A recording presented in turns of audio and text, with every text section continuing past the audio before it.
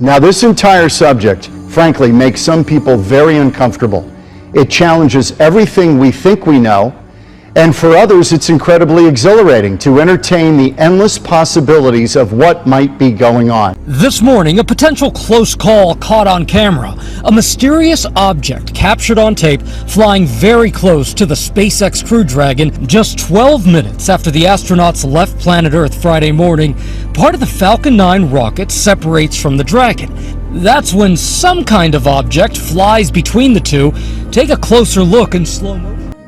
Yes, U.S. intelligence agencies have less than 6 months to tell Congress what they know about unidentified aerial phenomena. Tonight, more questions and answers about what appeared to be an upside-down pyramid flying over a Navy destroyer off the coast of California. For years, the U.S. military has encountered mysterious objects that seem capable of traveling more than 11,000 miles an hour or able to transition from air to water without slowing down. Some of these videos are 20, 25 minutes long. In other cases, these things are 50 feet away from the cockpit. What he says most alarming are incursions over restricted nuclear assets. We've actually had some of our nuclear capabilities disabled by these things. And we're not saying aliens are visiting, we're just saying there is stuff out there that credible people, Defense Department people, Navy pilots, commercial pilots are seeing that simply at this point cannot be explained.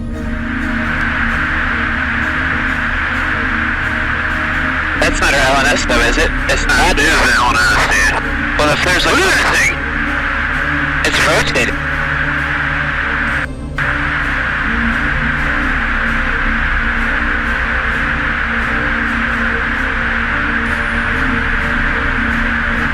And that's the one that dives into the ocean.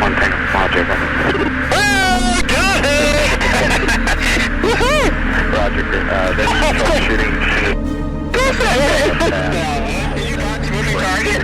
These guys have no idea what they're looking at. Right. So let me clarify. This is really important what you're looking at, right? I got goosebumps. Now, I was saying back then to you, and we were discussing, the new question was going to be, are they visiting here? And here we are, 10 years later from our first interview, and that's precisely where we're at. Let me show, incredible. Some of these things, Jeremy, are doing things that high-level military people say are otherworldly. What in the world is that? They could not explain it. The laugh factor is going away because we are having direct contact and interactions. Our military is, as well as there's an increase in uptick in sightings and in mass sightings. UFOs have been part of human experience since the beginning of recorded human history. If there was a hostile intent, I'm thinking we probably know about it by now. It seems more like a performance, like a dance, like a I see you, you see me. Have any targets up here? We just had something go right over the top of us that, I hate to say this, looked like a long cylindrical object that almost looked like a cruise missile type of thing moving really fast that went right over the top of us.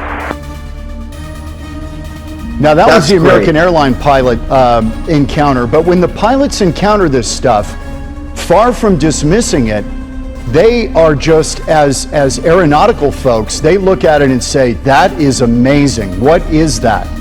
And you get a lot of that in some of these descriptions. We saw a string of strange lights zipping across the valley sky. He's not the only one. So what was it? Do we need to call the Men in Black or something? Let's bring in Dylan. Dylan, what did you see?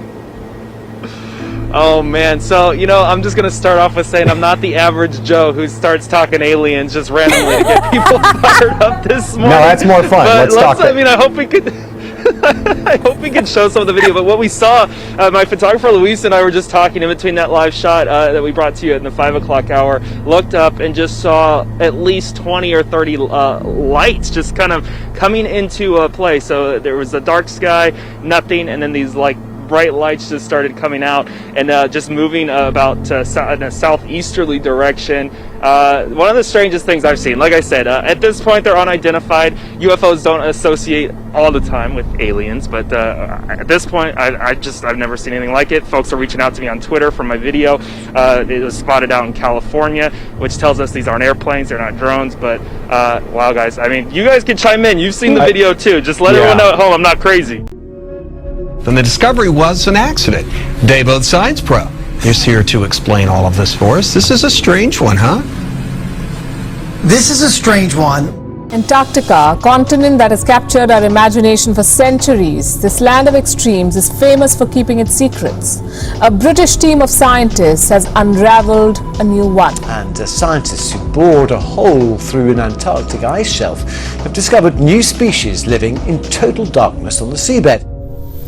But the British Atlantic Survey's accidental discovery of sea life has challenged our understanding of Antarctica. One of the study's authors said he never expected to find such creatures living so far from daylight. And they found little sponges as well on this rock, and they were just dumbfounded because how could this survive? It's 160 miles away from an open ocean where it could achieve any light at all. Again, it's thousands of feet down. It's probably 4,500 to 5,000 feet down. They found bacteria, sponges, and animals with a stalk-like head, which could be a form of predator known as a hydroid. We are taking you into the deep on the search for the giant squid. It's a deep ocean creature, it's elusive, and it more than lives up to its name. For the first time, the giant squid was captured on video in U.S. waters. This happened in the Gulf of Mexico.